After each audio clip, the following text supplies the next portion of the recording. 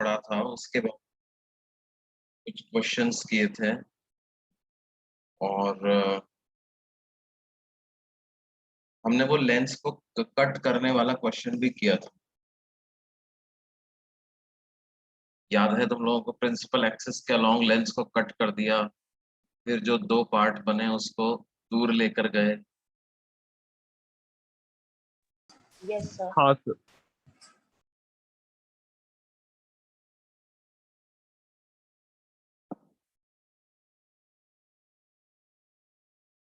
तो बेसिकली इस तरह से लेंस के क्वेश्चंस को सॉल्व किया जाता है।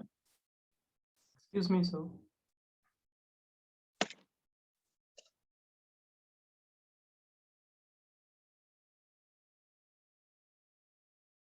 सर हाँ बेटे। सर आपने जो क्वेश्चन कराए थे लास्ट क्लास में, सबसे लास्ट क्वेश्चन, हम्म, उसका जो मैग्निफिकेशन वाला पार्ट था ना, सबसे लास्ट वाला, वो एक बार वापस रिपीट कर देंगे आप? हम्म। देखो बेटे, लास्ट क्लास में जो क्वेश्चन हमने लिया था वो कुछ ऐसा था कि ये एक लेंस और इसकी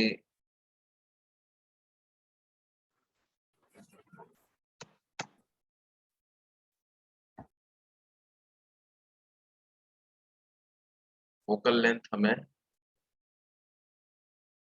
20 सेंटीमीटर दी हुई थी और एक ऑब्जेक्ट इसकी ऑप्टिकल एक्सिस पे रखा हुआ था at distance of 10 centimetre from the lens.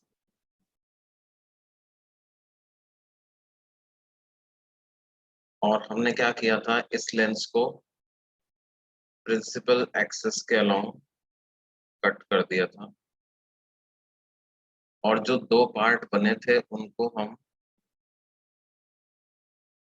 ऊपर वाले पार्ट को ऊपर डिस्प्लेस कर दिए थे, नीचे वाले पार्ट को नीचे डिस्प्लेस कर दिया। और कितने कितने अमाउंट से डिस्प्लेस कर दिए थे बेटे? दोनों को 1 सेंटीमीटर अमाउंट से डिस्प्लेस, ताकि ये सिस्टम कुछ ऐसा हो जाए।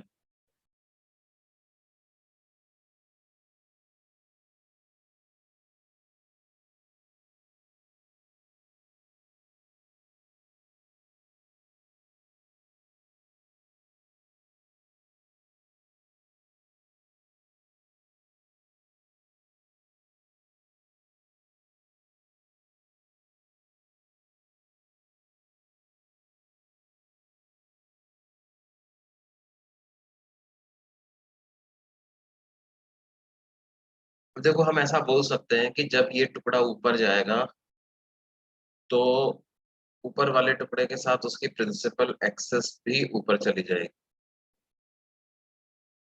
और नीचे वाले के साथ उसकी प्रिंसिपल एक्सिस नीचे आ जाएगी।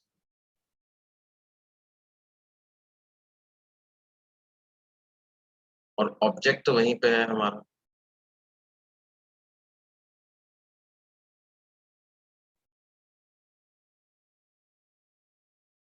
अब देखो, object is not on the optical axis. जैसे पहले अपन इस लेंस 1 पे बात करें तो object is not on the optical axis of lens 1, it is below the optical axis. तो मैं ऐसा इमेजिन कर सकता हूँ कि कोई इस तरह का ऑब्जेक्ट है मेरे पास, ऐसा, ठीक है, जिसके इस टिप की इमेज बनानी है। इस टिप की इमेज कहाँ बनेगी वो पता लगाना, राइट? तो उसका तरीका क्या होता है, पहले हम लेंस फार्मूला लगा करके इसका एक्स कोऑर्डिनेट क्या होगा ये पता लगा लेते हैं, राइट? तो हमें मिल जाएगा 1/v minus 1/u equal to 1/f। तो यहाँ से 1/v की वैल्यू मिल जाएगी 1/20 माइनस 1/10।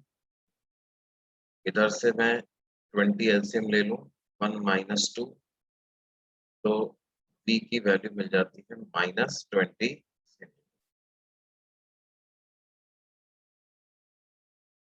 मतलब एक्स कोऑर्डिनेट तो इमेज का 20 सेंटीमीटर आएगा, ये एक्स कोऑर्डिनेट आया।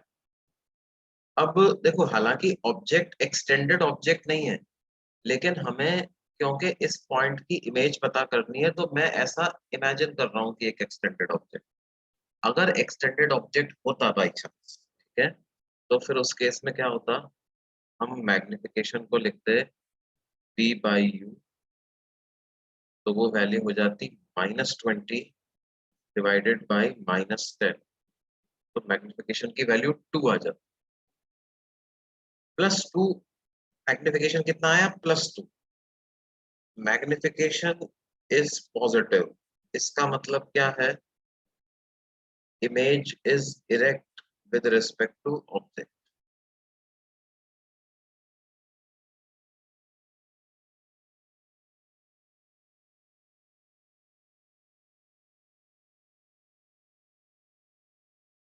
और मैग्नीट्यूड 2 है, इसका मतलब image is twice the height of object.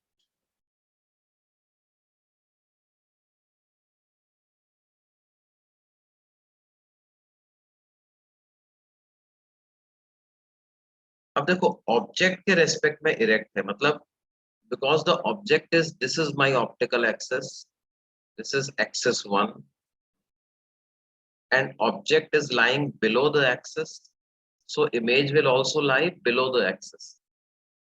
लेकिन ऑब्जेक्ट 1 सेंटीमीटर नीचे है, तो इमेज 2 सेंटीमीटर नीचे होगी, दुगना नीचे होगी। तो लेंस 1 जो इमेज बनाएगा वो यहाँ से 2 सेंटीमीटर नीचे कुछ ऐसी बना, मतलब कहने का मतलब क्या है कि यदि ऐसा ऑब्जेक्ट होता, राइट, अगर हमारे पास जो ऑब्जेक्ट होता बेटे, वो किस तरह का होता, ऑब्जेक्ट अगर अपने पास ऐसा होता, तो उसकी इमेज ऐसी बन जाती। अब देखो, हमें ये पता है कि भाई ऑब्जेक्ट ऐसा नहीं है, ये पूरा पार्ट तो है ही नहीं ऑब्जेक्ट का, सिर्फ ऑब्जेक्ट तो एक पॉइंट है यहाँ पे, right, object is just a point at this place. Yes sir. तो इस पॉइंट की इमेज यहाँ पर बन जाएगी ना, इसका मतलब इस पॉइंट की इमेज जो है वो इधर बन जाएगी। तो यस इमेज में भी हम क्या कर सकते हैं, ये सारा हिस्सा हटा सकते हैं और डायरेक्टली बोल सकते हैं कि इमेज हमारी कहाँ बन जाएगी बेटे, जो एक्सिस है, एक्सिस ऑफ लेंस 1 है, उससे 2 सेंटीमीटर नीचे इमेज उसकी बन जाएगी।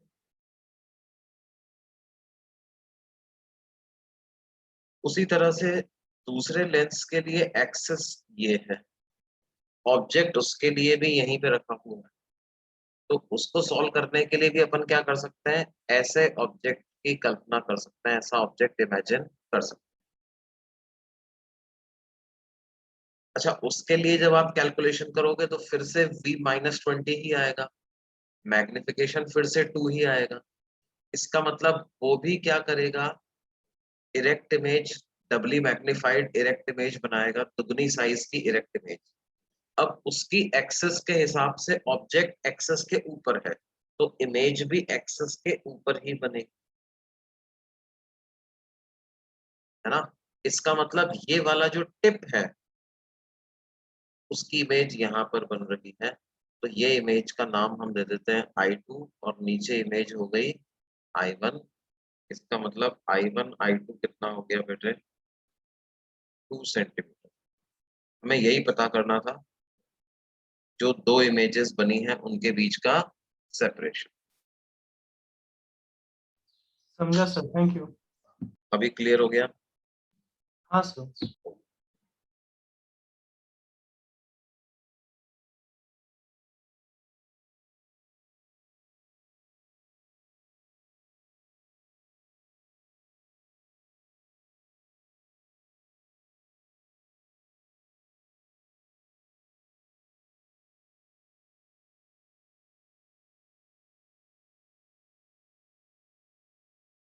ठीक है बच्चे, तो फिर हम आगे पढ़ते हैं। सर अच्छा, हाँ बेटे, सर आपने लास्ट क्लास में होमवर्क भी दिया था कि ऑब्जेक्ट को आप 30 सेंटीमीटर में रख देंगे तो फिर क्या डिस्टेंस आएगी इमेजेस की। हाँ हाँ हाँ हाँ, इसी क्वेश्चन का डेटा चेंज करके, है ना बेटे? हाँ तो सर, क्या उसका क्या आंसर क्या है? 6 उसका आंसर सेंटीमीटर आया। बताते हैं, देखो उसको सॉल्व करते हैं, है ना? अ, अभी हमारे पास क्या हो गया है, देखो लेंसेस को तो हमने प्रिंसिपल एक्सेस से 1 सेंटीमीटर ऊपर और 1 सेंटीमीटर नीचे मूव कर ही दिया था।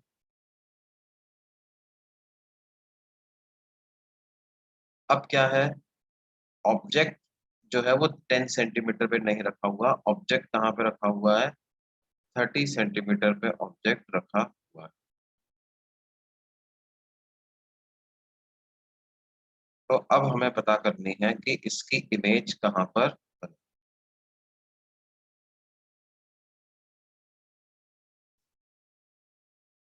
तो हम कैसे पता करें बच्चों? देखो लेंस फॉर्मूला लगा देते हैं एक्स कोऑर्डिनेट पता लगाने के लिए। 1/v minus 1/u is 1/f।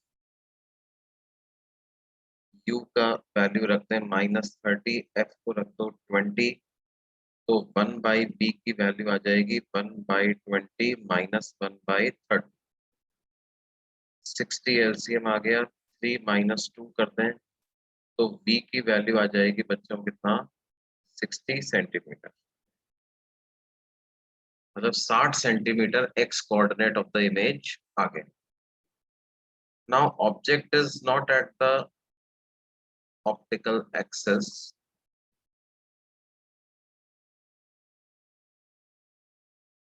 तो अब इमेज कहां पर बनेगी ये हमें देखना है। हम फिर से देखो वही कंसेप्ट लगा रहे हैं, हम क्या कर रहे हैं, we imagine an object like this. ठीक है, अपन ऐसा मान लेते हैं सब ऑब्जेक्ट जो है वो पॉइंट ऑब्जेक्ट नहीं है, कुछ इस तरह का। पहले लेंस 1 की बात कर लेते हैं, ये उस लेंस 1 की एक्सेस है, तो ऑब्जेक्ट उसके प्रिंसिपल एक्सेस से नीचे है, कितना? 1 सेंटीमीटर लेंथ। मैग्निफिकेशन अगर इस केस में हम पता करेंगे तो वो v/u आएगा। v को लिख दें 60 और u को रख दें -30, तो -2 मैग्निफिकेशन आ रहा है।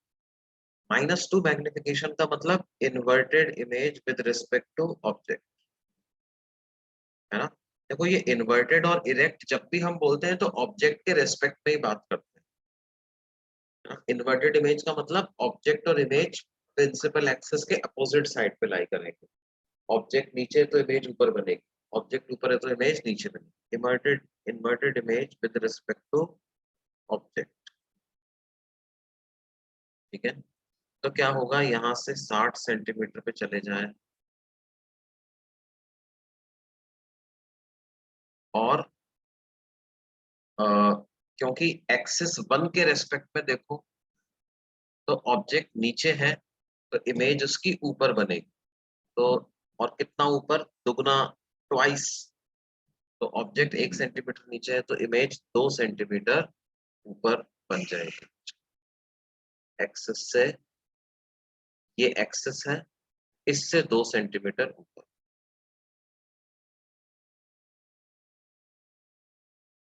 यहाँ पर बनेगी, इसको नाम देंगे क्या? I1। ये समझ में आया बेटे सबको? Yes sir. अच्छा, उसी तरह से एक्सेस 2 की बात कर लेते हैं। एक्सेस 2 के लिए देखें तो ऑब्जेक्ट ऐसा है, एक्सिस के ऊपर रखा हुआ है। अच्छा, ये ये जो पूरी कैलकुलेशन हमने करी है ये सारी की सारी, ये लेंस 2 के लिए भी सेम रहेगी। मतलब एक्स कोऑर्डिनेट 60 ही आएगा, मैग्निफिकेशन -2 ही आएगा। मतलब क्या है, ऑब्जेक्ट एक्सिस के 1 सेंटीमीटर ऊपर है तो इन्वर्टेड इमेज बनेगी, यानी एक्सिस से नीचे बनेगी। ये है एक्सिस, तो इसके नीचे बनानी। और कितना नीचे, 2 सेंटीमीटर नीचे।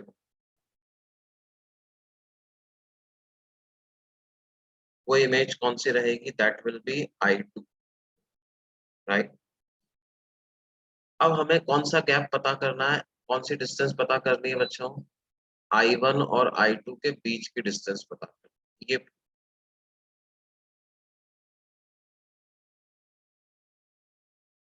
तो ये पूरी डिस्टेंस क्या आ जाएगी भाई,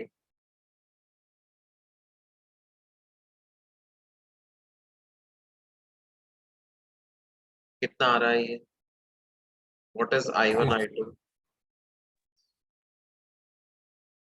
6 सेंटीमीटर। 6 6 सेंटीमीटर। सेंटीमीटर, है ना। तो इस वाले क्वेश्चन का आंसर यही हो जाएगा, distance between two images form is 6।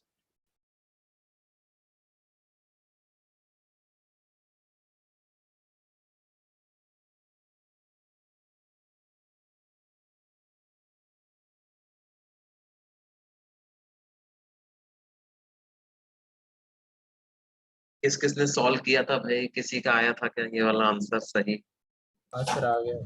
हाँ आ सर। गया आ ना? गया था। आ गया था, वेरी गुड वेरी गुड।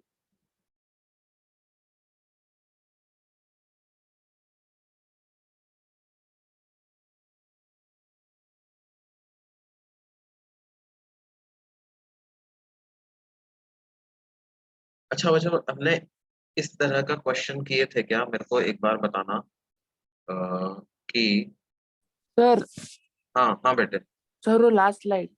एक मिनट, ओके देख।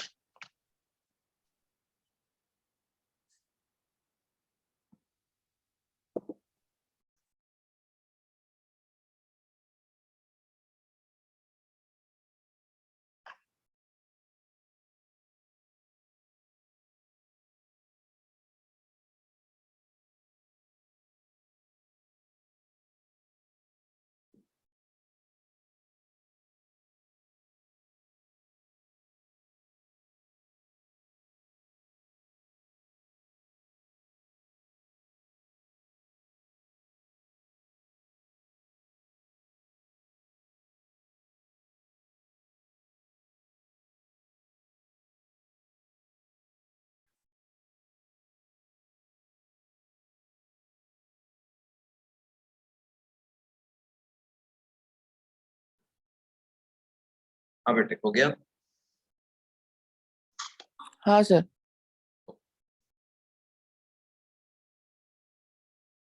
अच्छा देखो, इस तरह का क्वेश्चन हमने किया था क्या, एक बार बताना, अगर कर लिया है तो आगे बढ़ेंगे। कि ये हमारे पास एक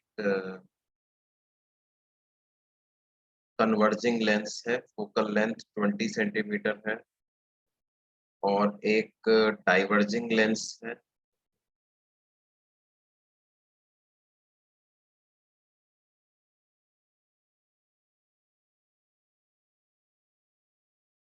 उसकी फोकल लेंथ -5 सेंटीमीटर है, और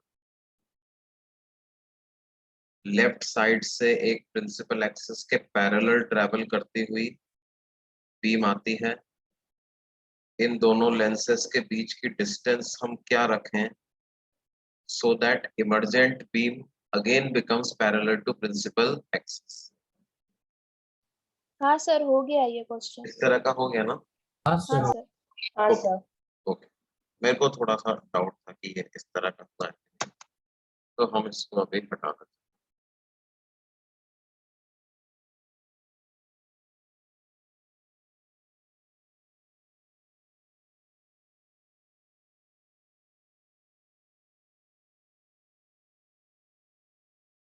अच्छा देख, तो ये बेसिकली लेंस से रिलेटेड डिस्कशन हमारा पूरा हो गया। अब हम आगे चलते हैं। पावर की क्वेश्चंस कराए थे क्या मैंने बच्चों तुम्हें, पावर ऑफ ए लेंस वाले? Yes sir. ओके, अब हम बात करेंगे किसकी, combination of lens. We talk about combination of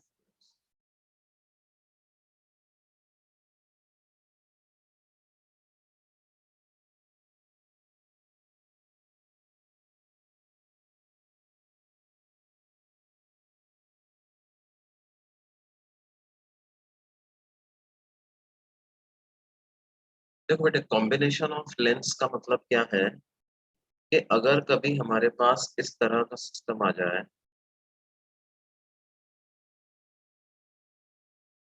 जहां पर दो या उससे ज्यादा थिन लेंसेस ऐसे हमने एक दूसरे के साथ स्टिक करके रखे हुए हैं, ठीक है, या कुछ ऐसे रख दिया मैंने, एक कॉन्वेक्स लेंस रख दिया और उसके साथ में बिल्कुल एक कॉनकेव लेंस रख दिया,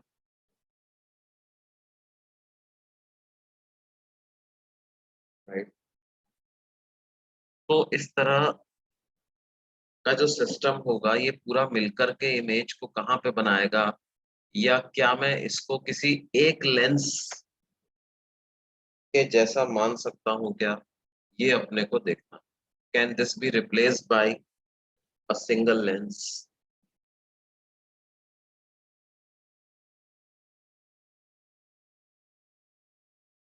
ठीक है, तो बेसिकली बात क्या है कि होगा क्या, इसमें दो अलग अलग लेंसेज इमेज बनाएंगे।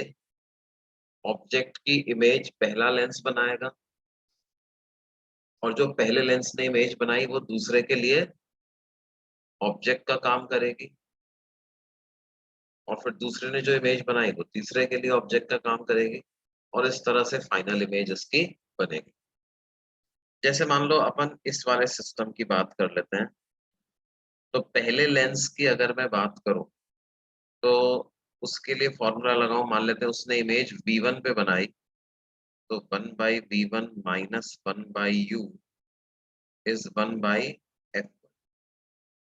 V1 क्या है? X coordinate of image found by lens 1। अब जब मैं लेंस 2 के लिए फॉर्मूला लगाऊंगा तो ये जो इमेज लेंस 1 ने इमेज बनाई है वो लेंस 2 के लिए सीधे ऑब्जेक्ट का काम कर लेगी, और उसके लिए फॉर्मूला लगाऊंगा तो क्या बनूंगा, 1/V2 माइनस 1/U। अब सेकेंड लेंस के लिए जो U होगा वो एज इट इज मैं V1 को यूज कर लेता हूँ। अच्छा ध्यान दो, हालांकि V1 जो था वो लेंस 1 के ऑप्टिकल सेंटर को ओरिजिन मान के आया था। लेंस 2 के हिसाब से कोऑर्डिनेट लिखना है तो मेरे को थोड़ा एडजस्टमेंट करना पड़ेगा, लेकिन हम क्या अजम्पशन लेकर के चल रहे हैं कि lenses are thin,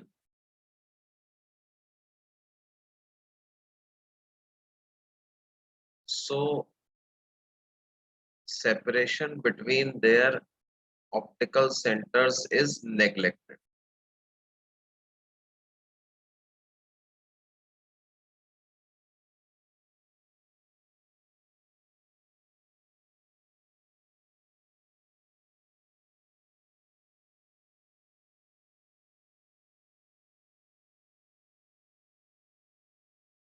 और उसी तरह से फिर थर्ड लेंस के लिए कि हम क्या लिखेंगे, इसके लिए जो इमेज बनी वो थर्ड के लिए ऑब्जेक्ट का काम करेगा, और फाइनल इमेज मान लेते हैं V कोऑर्डिनेट पे बन रही। V is x coordinate of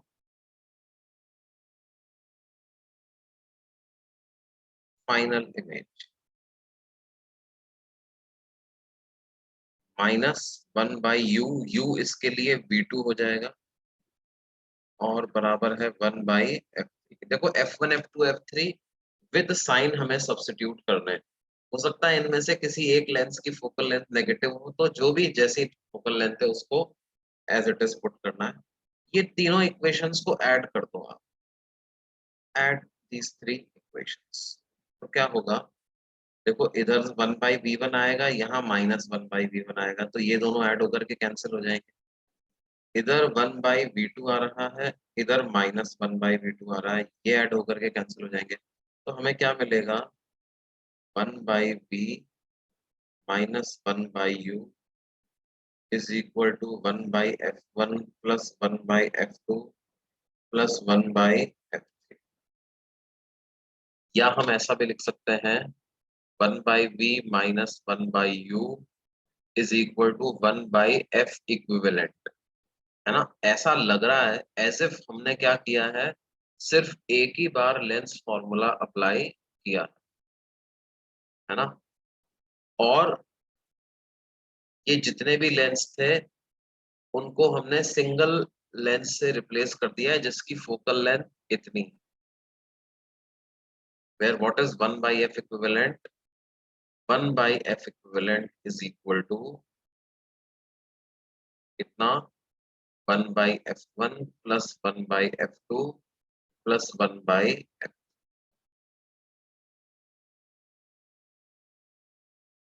और हमें ये ध्यान रखना है f1 f2 f3 they need to be substituted with signs।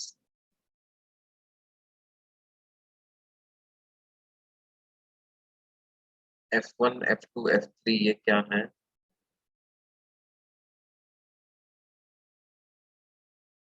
focal lengths of individual lenses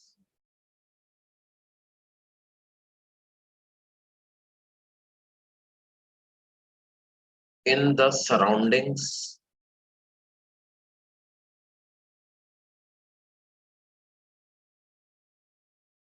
in which whole combination is placed।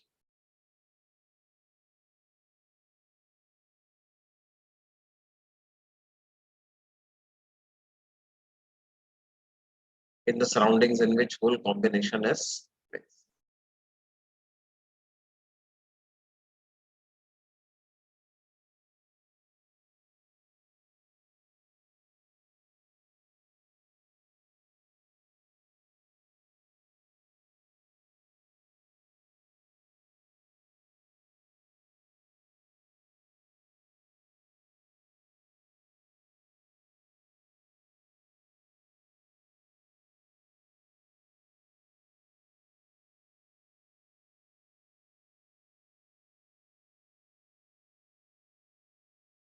ठीक है बेटे,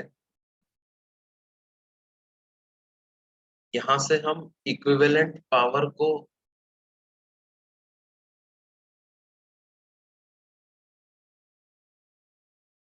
P1 plus P2 plus P3 ऐसा भी लिख सकते हैं, और पावर्स को भी ऑब्वियसली क्या है, विद साइन ही हमें सब्स्टिट्यूट करना।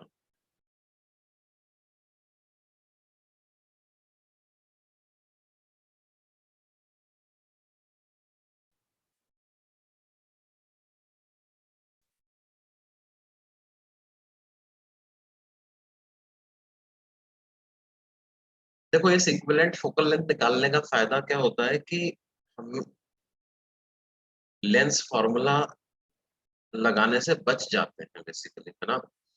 कई बार लेंस फॉर्मूला लगाने से बच जाते हैं, हमें उन सब दिक्कत में नहीं पड़ना पड़ता कि यार ऑब्जेक्ट पहले से इमेज बनाओ फिर उसको दूसरे के लिए ऑब्जेक्ट मानो, ये सब कैलकुलेशन करके पहले ही अपन रख लेते हैं, और बस हम तो एक बार फाइनली लेंस फॉर्मूला लगाएंगे।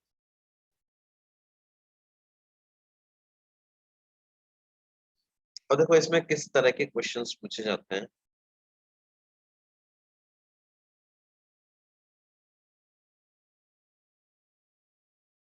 कुछ क्वेश्चंस तो बड़े डायरेक्ट टाइप के होते हैं, जैसे मान लो हमसे ऐसा कहा जाए कि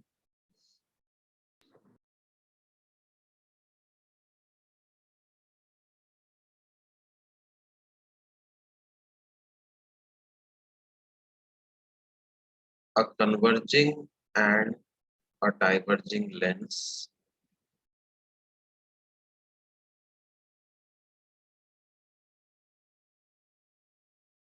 are placed in contact with each other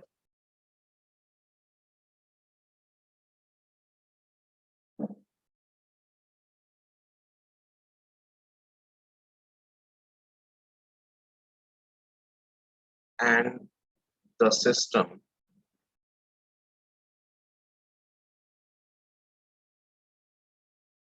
behaves as a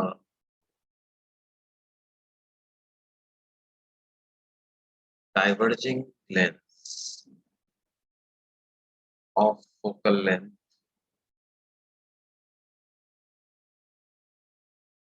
(30 centimeter)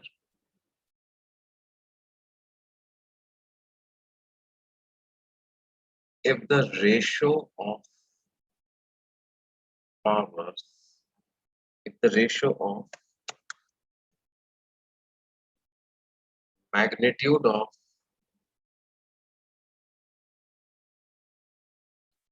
powers of two lenses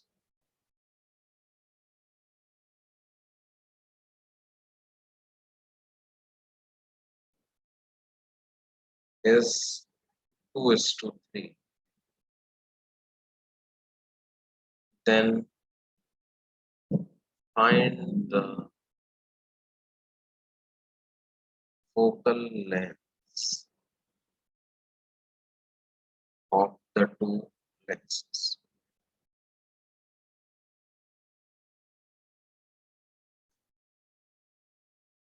इनकी फोकल लेंथ हमें पता करनी।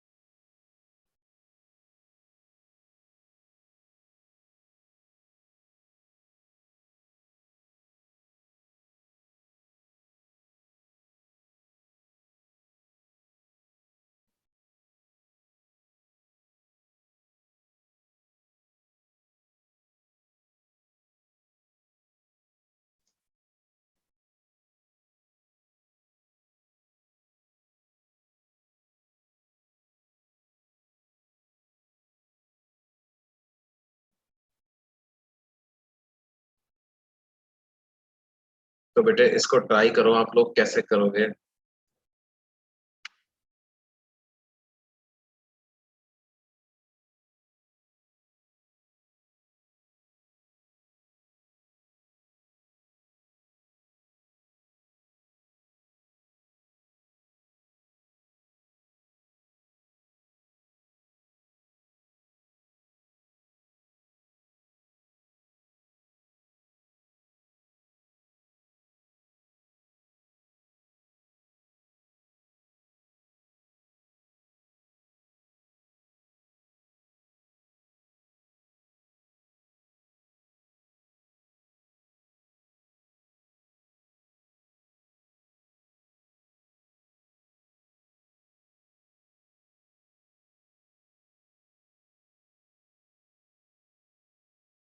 So focal lengths are 50 and 75.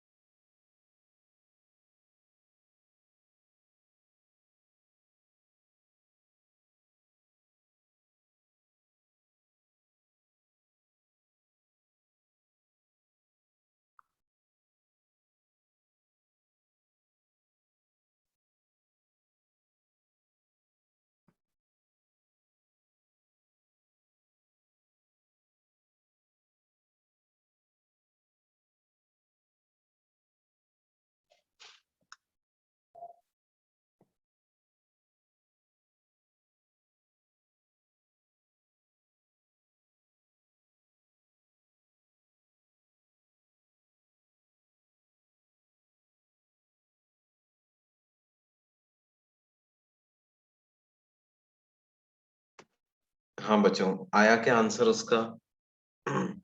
Yes, sir. क्या आया बेटे? 50 and 75 centimeter. नहीं, नहीं, ये सही नहीं है। और किसी का?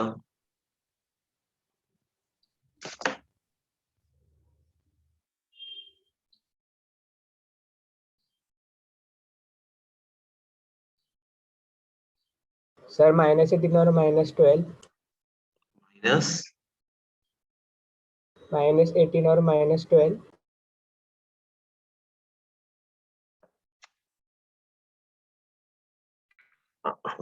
15 सेंटीमीटर एंड -10 सेंटीमीटर।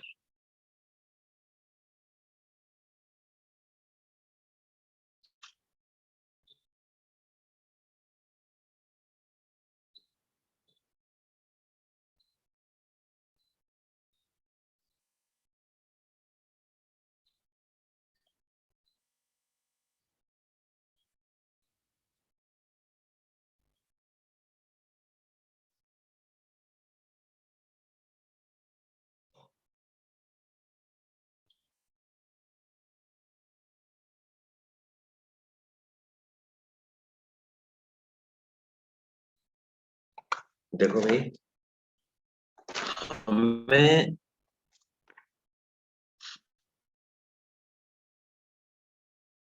-15 एंड -10 है ना। देखो हमें क्या दिया हुआ है कि जो पावर का जो मैग्नीट्यूड है उसका रेशो कितना है? 2:3। अच्छा, हमें एक बात ये भी दी हुई है कि one lens is converging and other lens is diverging। तो इसका मतलब एक का फोकल लेंथ पॉजिटिव होगा और एक का फोकल लेंथ नेगेटिव होगा। तो पावर भी एक कन्वर्जिंग वाले की पॉजिटिव होगी और डाइवर्जिंग वाले की पावर नेगेटिव होगी। तो उनकी पावर्स का जब एक्चुअल रेशियो निकाला जाएगा मॉड हटा करके, तो वो नेगेटिव ही आना चाहिए ना। तो इट विल बी -2/3। इसका मतलब फोकल लेंथ का क्या रेशियो आ जाएगा बच्चों? वो P1/P2 को F2/F1 लिख देता हूं, तो ये -2/3 के बराबर आएगा। या F2 को हम लिख देंगे -2F1। अच्छा, हमें एक बात और दी हुई है कि जो इनका जो कॉम्बिनेशन है वो एक डाइवर्जिंग लेंस की तरह से काम करता है। Combination acts as a diverging lens.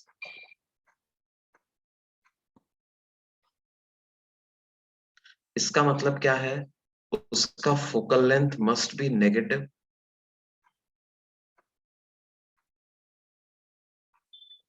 तो जो हमें 30 दिया हुआ है वो एक्चुअल में मेरे को 1/f इक्विवेलेंट को क्या लिखना होगा बच्चों? -1/30 लिखना होगा, क्योंकि साथ में डाइवर्जिंग भी यूज कर लिया गया है। तो 1/f इक्विवेलेंट विच इज -1/30, इसको लिख लेते हैं 1/f1 + 1/f2, यानी कि -1/30 की क्या वैल्यू आ जाएगी? f1 को तो एज इट इज रहने दें और f2 को क्या लिख दें? -2f1/3।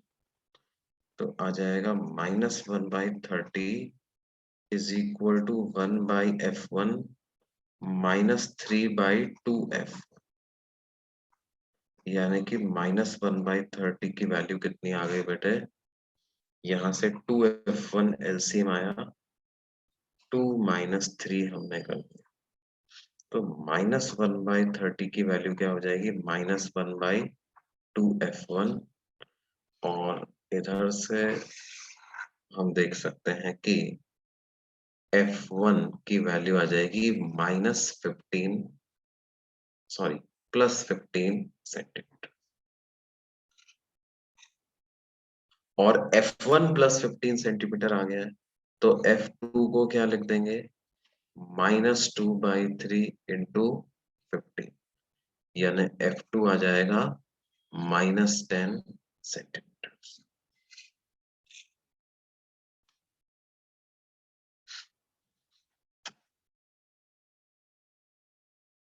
सर हम्म, कॉन्वेक्स मिरर और कॉन्वेक्स लेंस दोनों का फोकल लेंथ पॉजिटिव ही रहता है ना हर टाइम?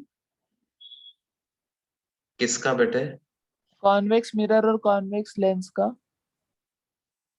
नहीं नहीं, कॉन्वेक्स का तो फोकल लेंथ नेगेटिव भी हो सकता है। सर वो तो कुछ कंडीशंस के लिए ना, हाँ, नहीं तो हर बार तो सिर्फ वो पॉजिटिव ही रहेगा ना।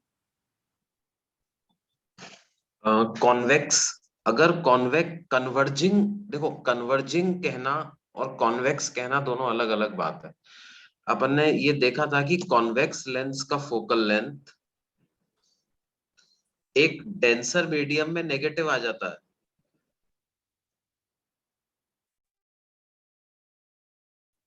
हाँ सर। है ना?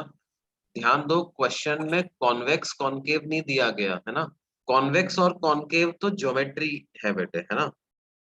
कन्वर्जिंग मतलब पॉजिटिव फोकल लेंथ और डाइवर्जिंग मतलब नेगेटिव फोकल लेंथ। ठीक है, लेंस के लिए। हाँ, अगर मिरर की तुम बात कर रहे हो तो मिरर के केस में कॉन्वेक्स की फोकल लेंथ हमेशा पॉजिटिव होगी और कॉनकेव की फोकल लेंथ हमेशा नेगेटिव होगी, क्योंकि वहां पर मीडियम का कोई रोल नहीं है, वहां तो सब कुछ ज्योमेट्री के बेसिस पे ही होता है मिरर के केस में। लेंस के केस में क्या है, कॉन्वेक्स है, फोकल लेंथ पॉजिटिव होगी, जनरली रेयरर मीडियम में रखा होता है, तो एयर में तो नेगेटिव पॉजिटिव ही होगी। लेकिन अगर डेंसर मीडियम में रख दिया, खुद से ज्यादा ऑप्टिकली डेंसर मीडियम में रख दिया, तो कॉन्वेक्स की भी फोकल लेंथ नेगेटिव आ सकती। क्लियर हो गया बेटे? हाँ सर। और देखो इस कॉम्बिनेशन ऑफ लेंस पे और किस तरह के क्वेश्चंस बनते हैं।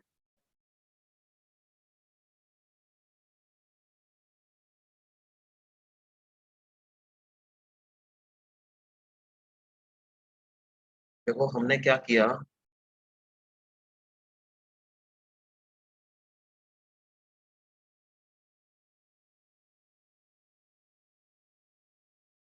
एक कॉनकेव लेंस है, ठीक है,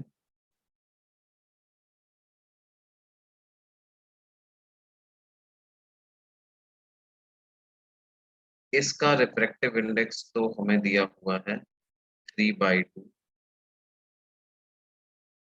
और इसकी फोकल लेंथ हमें दी है कितनी, -30 सेंटीमीटर, और इसके बारे में दिया हुआ है ये एक equi concave lens.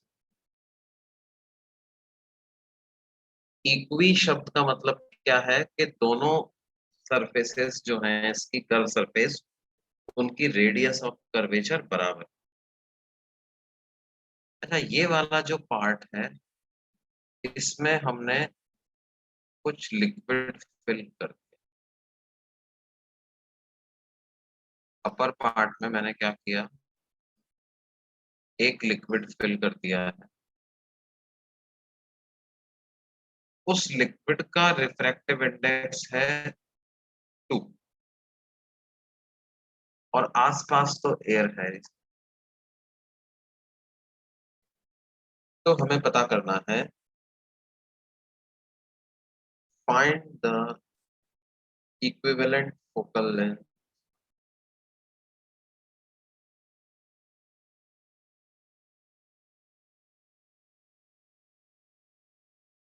of above system।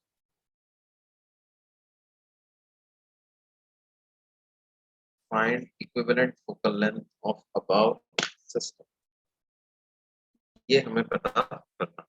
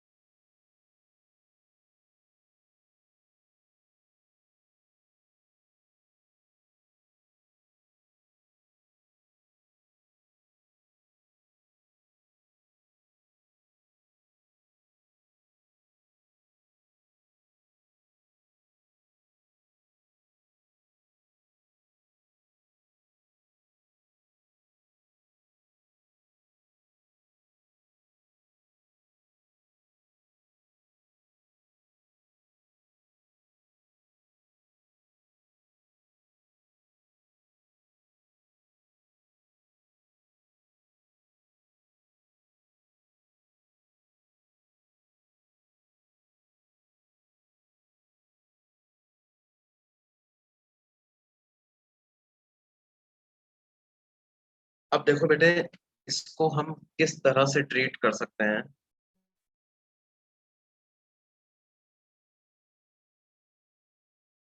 हम मान सकते हैं कि हमारे पास एक तो कॉनकेव लेंस है ही सही,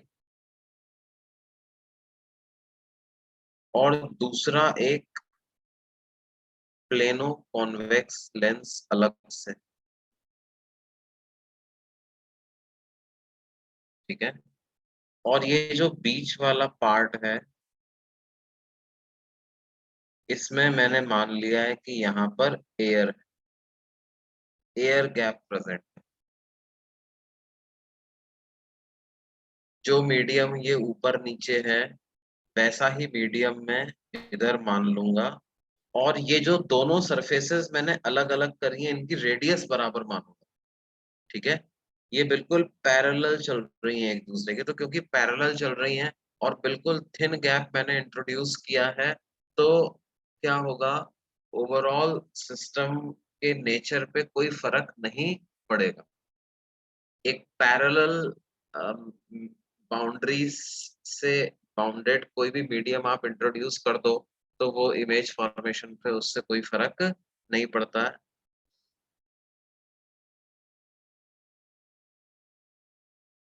ये 3/2 है और इसका रिफ्रैक्टिव इंडेक्स 2 है। अब मुझे क्या करना है, my system consist of to lenses, one is concave lens, other is plano convex lens.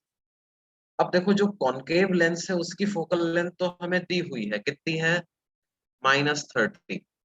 Plano convex की फोकल लेंथ अब हमें पता करनी पड़ेगी, लेकिन उसके लिए मुझे ये रेडियस ऑफ कर्वेचर की जरूरत पड़ेगी।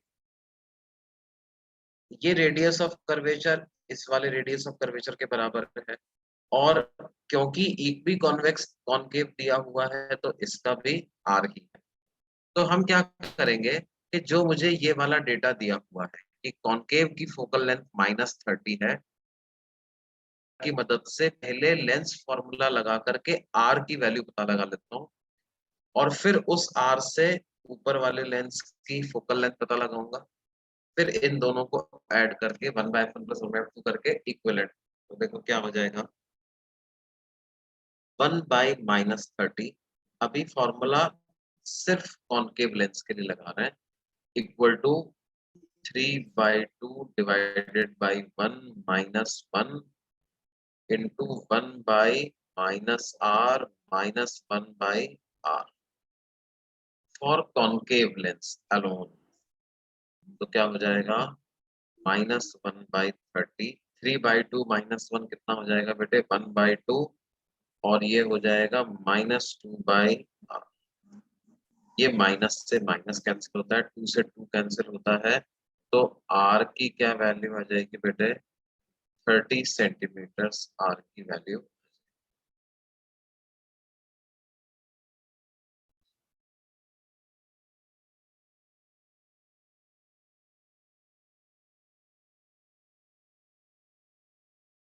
उसके बाद क्या करें बेटे,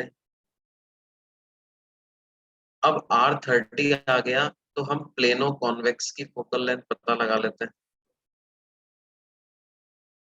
इसको f डैश कह दो, इसकी फोकल लेंथ को, तो 1/f कितना आ जाएगा, 2 डिवाइडेड बाई 1 -1 इंटू 1/∞ -1/-30। तो 1/f की वैल्यू आ जाएगी 2 - 1 is 1 इंटू 1/30। अब हमें इक्विवेलेंट फोकल लेंथ पता करनी है, तो वो कितनी हो जाएगी बच्चों, 1/f equivalent equal to 1/f plus 1/f' यानी कि 1/30 प्लस 1/30, तो ये 0 आ रहा, यानी इसकी इक्विवेलेंट फोकल लेंथ तो इनफाइनाइट हो गई। इनफाइनाइट हो गई, इसका मतलब क्या है कि इस कॉम्बिनेशन पे अगर पैरेलल रेज आकर के गिरती हैं। इस पर अगर क्या होता है, पैरेलल रेज आकर के गिरती हैं, तो वो रिफ्रैक्ट होने के बाद भी क्या होगा, पैरेलल ही रह जाएंगी। ऐसी रेज आकर के गिरी तो वो अल्टीमेटली रिफ्रैक्ट होने के बाद क्या होगा, पैरेलल ही।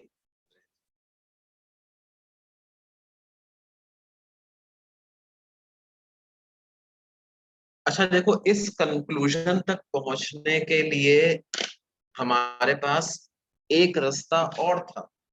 वो रास्ता क्या था, हम पहले प्लेन सरफेस से रिफ्रैक्शन करवाते, एयर से 2 में रे एंटर करती, फिर 2 से 3/2 में कराते और 3/2 से वापस एयर में कराते, तब भी हमें आंसर सेम मिल जाता है ना। पहले पहले ये वाला प्रोसेस तुम समझ लो, ये इस पेज पे जो लिखा हुआ है ये समझ में आ गया सबको? हाँ सर। ओके, अगले पेज पे चलें।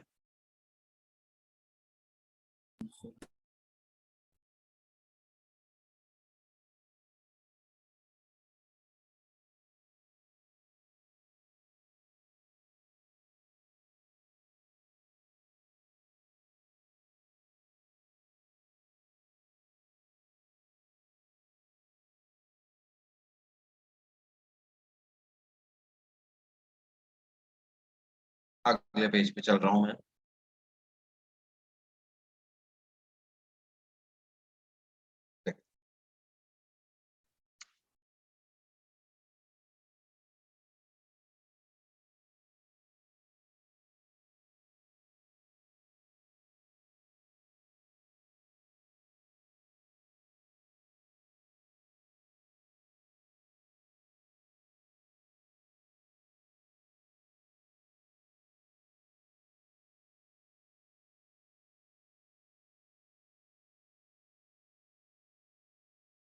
ये यहाँ से पैरेलल रेज आई है ना। अब देखो, एयर से 2 में जा रहा है, लेकिन क्योंकि नॉर्मली इंसिडेंट रे है, प्लेन सरफेस है, तो यहाँ से तो रेज सीधी की सीधी निकल जाएंगी। उसके बाद इस वाली बाउंड्री से रिफ्रैक्शन होगा, और हम मान सकते हैं कि ऑब्जेक्ट इंफिनिटी पर है, तो क्या फॉर्मूला लगाते हैं रिफ्रैक्शन फ्रॉम प्लेन सरफेस का, n2/v minus n1/u is equal to n2 minus n1/r। तो n2 क्या है, वो है 3/2 divided by v minus n1 है 2, u है infinity, equal to n2 minus n1 divided by r है कितना, -30। तो आ जाएगा 3/2v इज इक्वल टू 3/2 -2 करोगे तो कितना आएगा, -1/2 डिवाइडेड बाई -30। तो आ जाएगा 3/2v इज इक्वल टू 1/60। तो v की वैल्यू आ जाएगी कितना, 90 सेंटीमीटर।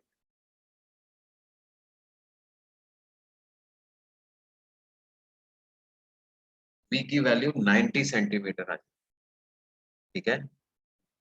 मतलब ये जो अपर सरफेस है, ये क्या कर रहा है, 90 सेंटीमीटर वाले पॉइंट की तरफ इसको भेज रहा है। अब मतलब कुछ ऐसे इसने थोड़ा सा रेस को बेंड कर दिया है, और इन रेस को जब आगे एक्सटेंड करता हूं तो वो किस पॉइंट पे मिलती है बच्चों, 90 सेंटीमीटर वाले पॉइंट पर। अब ये रेस अगली वाली सरफेस पर गिरेंगी, इस नीचे वाली पर, और रिफ्रैक्शन होगा 3/2 से 1 में। और ये 90 सेंटीमीटर वाला पॉइंट अब ऑब्जेक्ट का काम करेगा, ये थिन है, तो यहाँ से भी डिस्टेंस 90 ही मान सकता हूँ मैं।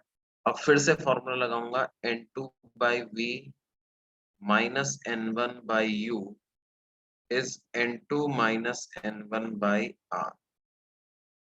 तो N2 को क्या लिख दूंगा बच्चों 1। अब एयर में जाएंगे, B मुझे पता करना है, N1 हो जाएगा 3/2, U को प्लस 90 ले लेंगे equal to N2 minus N1 यानी 1 minus 3/2 divided by R। Radius क्या थी इसकी? रेडियस हमने निकाली थी 30 सेंटीमीटर ही रेडियस आई। रेडियस निकालनी पड़ेगी हमें, राइट? ध्यान दो पिछले पेज पे देखो, रेडियस 30 ही आई थी। तो क्या आ जाएगा 1/b, ये 3 से 90 30 बार कैंसिल हो जाएगा, -1/60। 1 माइनस 3/2 कितना होता है? -1/2। तो यहाँ भी आ गया कितना? -1/60। -1/60 से -1/60 कैंसिल होकर के 1/b की वैल्यू 0 आ जाती है। इसका मतलब b टेंड्स टू इंफिनिटी, ऐसा आ जाता है। b टेंड्स टू इंफिनिटी का मतलब क्या है? यहाँ इमेज इंफिनिटी पर बन रही है तो ये रेज फिर से पैरेलल ही निकल जाए।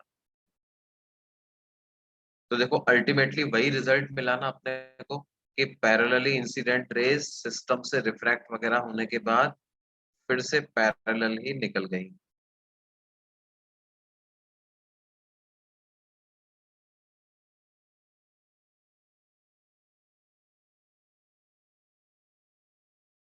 Is it clear?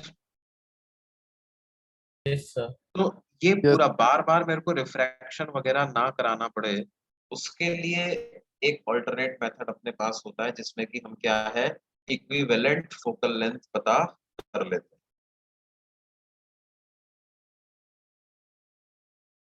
और देखो बेटे इसमें अगले पेज पे चलता हूं मैं।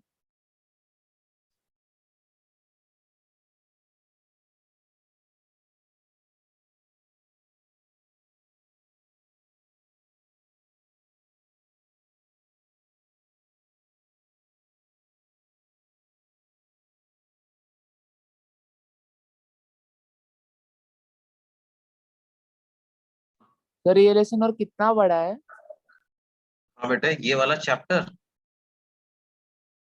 हाँ सर। बस अब हम बिल्कुल इसके एंड के नजदीक ही पहुंच गए, ऑलमोस्ट एट द एंड है। इसमें अभी हम कौन सा सेक्शन पढ़ रहे हैं? सेक्शन जी पढ़ रहे हैं बेटे, है ना? और मेरे ख्याल से एच और आई ये सेक्शन और हैं।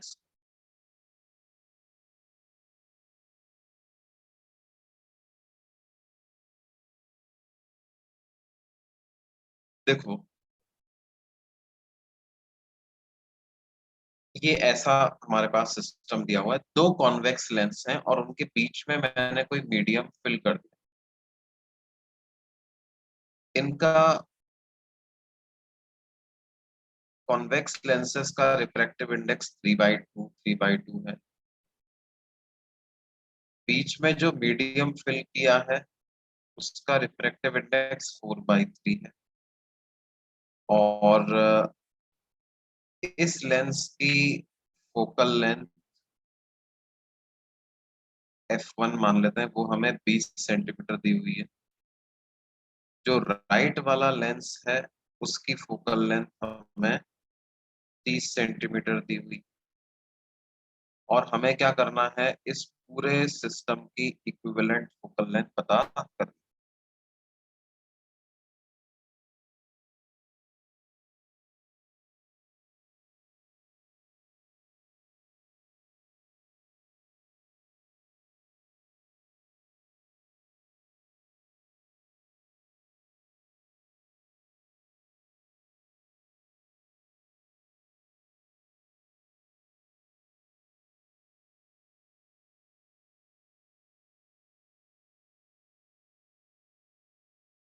अब सब लोग ट्राई करो इस क्वेश्चन को, देखो क्या आंसर आता है, बताओ मेरे को।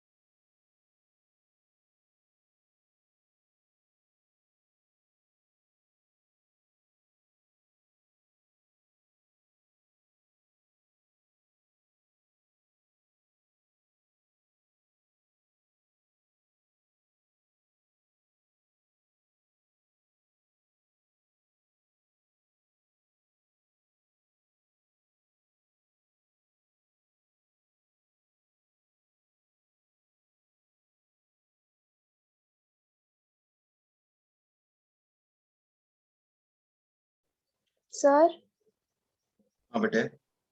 सर हमने जो लास्ट एग्जांपल किया उसमें सेकंड मेथड में मुझे एक डाउट है बोलो। सर। उसमें हमने एयर टू लिक्विड का रिफ्रैक्शन कंसीडर नहीं किया।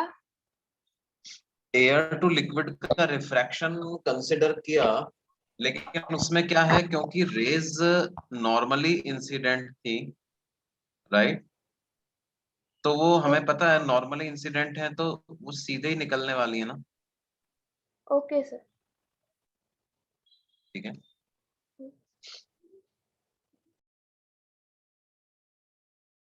अच्छा देखो, इस क्वेश्चन की बात करते, किसी का आंसर आया क्या?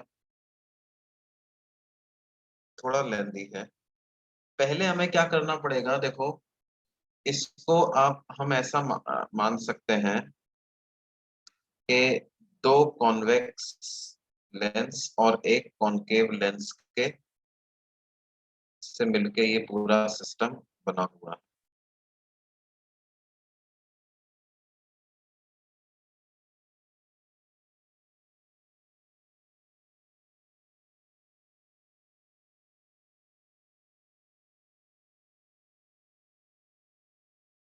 और ये जो कॉनकेव लेंस आप मानोगे, है ना। अच्छा, हमें ये भी दिया हुआ है कि the convex lenses are equi convex.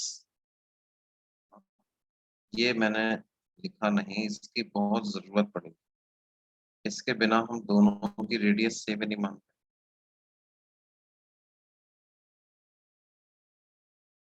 मतलब लेफ्ट वाले की रेडियसेस अगर मैं लिखूं तो वो R1 रहेंगी, और राइट वाले की R2। अब ये जो कॉनकेव लेंस बनेगा, इसकी लेफ्ट वाली रेडियस लेफ्ट वाले लेंस के बराबर यानी कि R1 हो जाएगी, राइट वाली रेडियस राइट वाले लेंस के बराबर यानी कि R2 हो जाएगी। इस तरह से ये चलेगा। सर तो पर पहले हम, हाँ बेटे, दोनों का रिफ्रैक्टिव इंडेक्स सेम है, मतलब दोनों सेम ही रहेंगे ना सर? नहीं, क्योंकि फोकल लेंथ अलग अलग दिया ना बेटे, एक का 20 दिया, एक का 30 दिया है, तो रेडियस अलग ही होनी चाहिए, वरना फोकल हाँ लेंथ सर। अलग कैसे आती है ना। तो पहले हम क्या करें, फॉर फर्स्ट कॉन्वेक्स लेंस की रेडियस पता कर लेते हैं।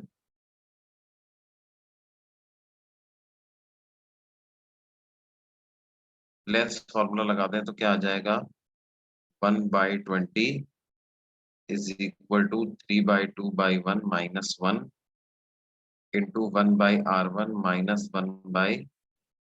-1/-R। तो 1/20 किसके बराबर आ जाएगा, 3/2 -1 करोगे तो 1/2 इंटू 2/R1, यानी R1 की वैल्यू 20 सेंटीमीटर।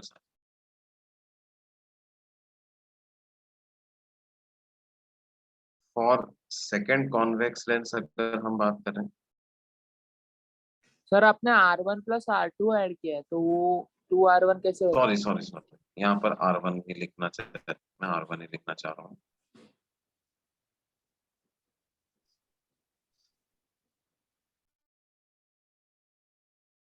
उसके लिए होगा 1/30 इज 3/2/1 -1 इंटू 1/R2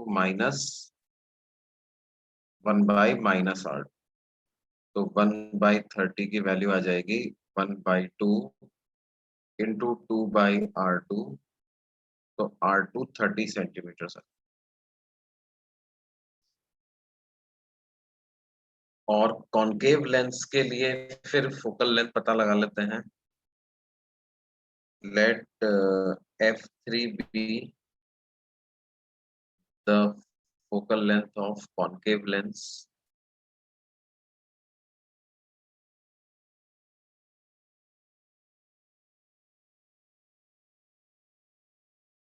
तो 1/f3 को क्या लिखेंगे बच्चों, ये हो जाएगा 4/3 डिवाइडेड बाई 1।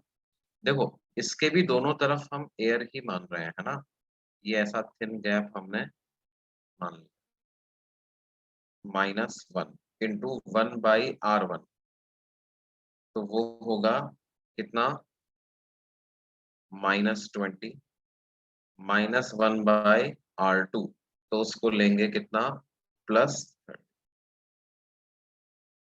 तो ये हो जाएगा 4/3 -1, यानी कि 1/3 -1 कॉमन आया, और यहाँ पे हो जाएगा 60, 3 + 2, तो ये हो जाएगा -1/3 इंटू 5/60, यानी -1/36। अब आप इन तीनों का यूज करके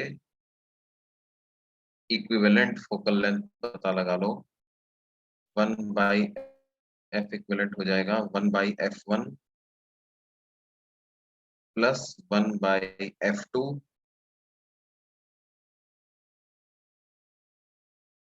प्लस 1/f 180 एलसीएम आ जाएगा। देखो यहाँ से 9 + 6 - 5, तो कंबाइन अगर करें तो F इक्विवेलेंट की क्या वैल्यू आ जाएगी,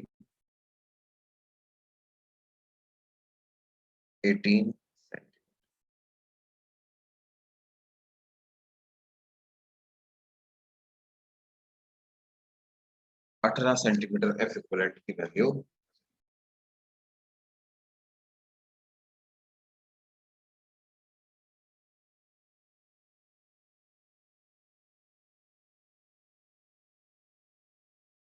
अब देखो इस F इक्विवेलेंट का यूज क्या है। F इक्विवेलेंट का यूज ये है कि अगर इस सिस्टम के सामने हमारे पास कोई ऑब्जेक्ट रख दिया जाए, पूछा जाए बताओ उसकी इमेज कहाँ बनेगी, तो वो अपन लगा सकते। जैसे कोई हमसे कह दे कि हमने क्या किया, अब यहाँ पर एक ऑब्जेक्ट रख दिया, इससे 20 सेंटीमीटर की डिस्टेंस पर कोई ऑब्जेक्ट रख दिया, बताओ उसकी इमेज कहाँ बनेगी। ऑल्सो फाइंड इमेज ऑफ,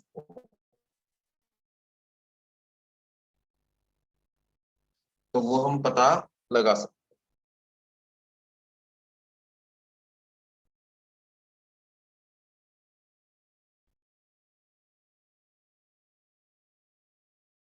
कैसे पता लगाएंगे बच्चों, ओ की इमेज कहाँ पे बनेगी।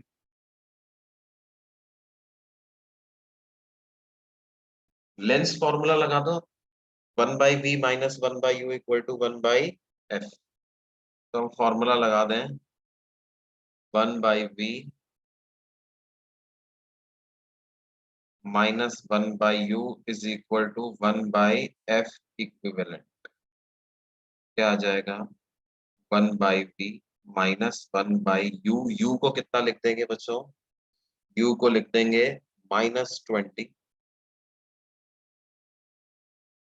= 1/f इक्विवेलेंट। f इक्विवेलेंट कितना हो जाएगा, 18। ये हमने कैलकुलेट किया, तो यहाँ से 1/v को लिख सकते हैं 1/18 - 1/20। 180 चाहो तो एलसीएम ले लो, तो 18, 10 और 29, तो यहाँ से v की वैल्यू पता चल जाएगी कितना, 180 सेंटीमीटर। तो एक बार इक्विवेलेंट फोकल लेंथ पता लगाने में हमें मेहनत करनी पड़ेगी भले ही, उसके बाद लेकिन हमारा हो जाए।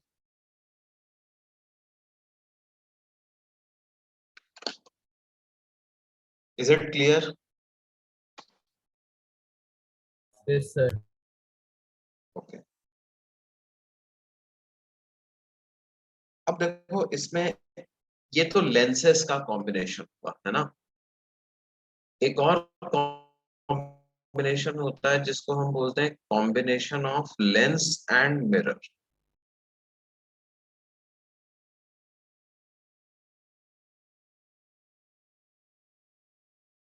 Combination of lens and mirror. Combination of lens and mirror में क्या होता है बेटे, एक लेंस और एक मिरर रखे हुए होते हैं very close to each other. जैसे कोई हमसे कहे कि भाई ये लेंस है और मैंने क्या किया, इसकी एक साइड को पॉलिश कर दिया, या ऐसा है कि सपोज ये एक लेंस है और इसके साथ मैंने यहाँ पर एक मिरर भी लगा दी, या ऐसा भी हो सकता है कि कोई प्लेनो कॉन्वेक्स लेंस है और उसकी एक साइड को मैंने प्लेन बना। तो ध्यान दो, जैसे ये वाला जो लेंस है इसको हम ऐसे मान सकते हैं कि this is same as a convex lens, और जो इसकी राइट साइड वाली सरफेस की रेडियस है उसी रेडियस ऑफ कर्वेचर का एक कॉनकेव मिरर हमने यहाँ पे, या ये जो तीसरा वाला है इसको ऐसा मान सकते हैं कि एक कॉन्वेक्स लेंस है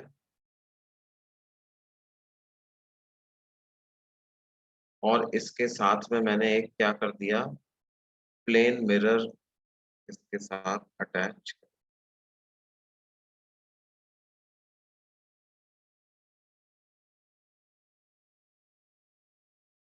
ठीक है, तो इसमें जो इक्विवेलेंट होता है वो फॉर्मूला क्या होता है, 1/f equivalent is equal to 1/fm minus 2/fm। और ये जो कॉम्बिनेशन होता है ये क्या होता है बेटे, लेंस और मिरर का जो कॉम्बिनेशन होता है वो काम एक स्फेरिकल मिरर की तरह से ही करता है। This combination of lens and mirror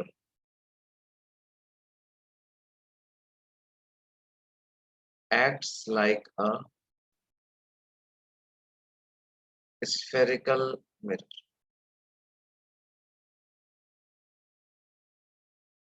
of focal length f equivalent।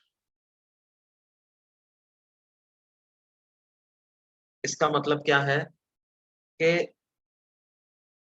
when I will replace this system, I will replace it by a mirror having this much focal length।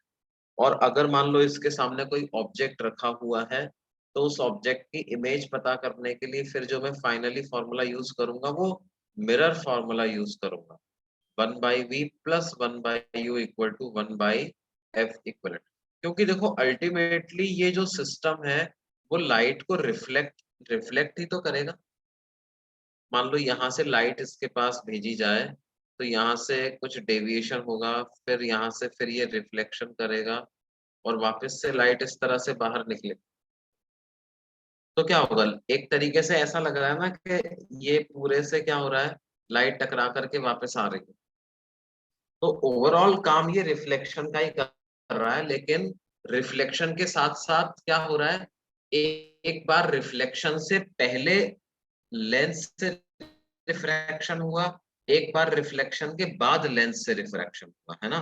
तो reflection के साथ साथ 2 बार lens से refraction भी हो रहा है। इसीलिए इस फॉर्मूले में देखो लेंस की फोकल लेंथ के साथ एक 2 भी आता है ना। इसका भी अपना एक डेरिवेशन होता है, लेकिन हमारे लिए वो कोई खास महत्व का है नहीं। आप लोग चाहते हो तो कभी मैं फुर्सत में उसको बता दूंगा ये, लेकिन ये फॉर्मूला हमें समझना है, ये फॉर्मूला होता है। और इस फॉर्मूला के बाद जो एफ इक्विवेलेंट आया है उसके बाद उसका यूज कैसे करेंगे, we will assume that this system can be replaced by a spherical mirror and then I will use the mirror formula। ये बात समझ में आती है बच्चों से? हाँ सर।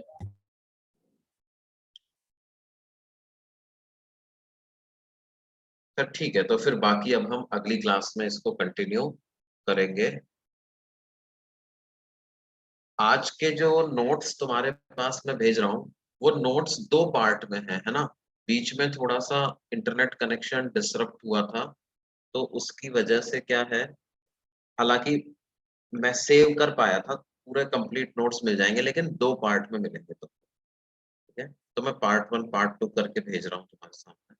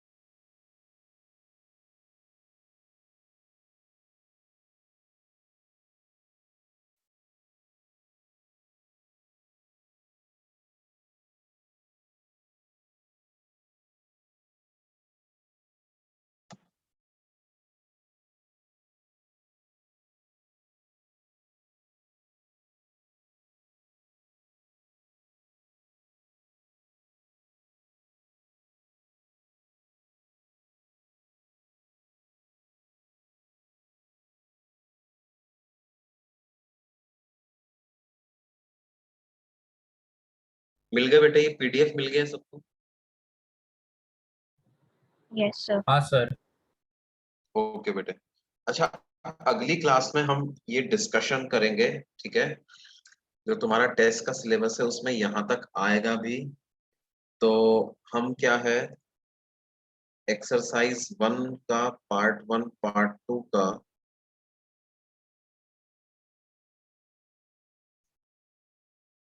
अप टू सेक्शन जी हम डिस्कस करेंगे, ठीक है? Okay sir. ओके, चलो फिर अगली क्लास से मिलते हैं।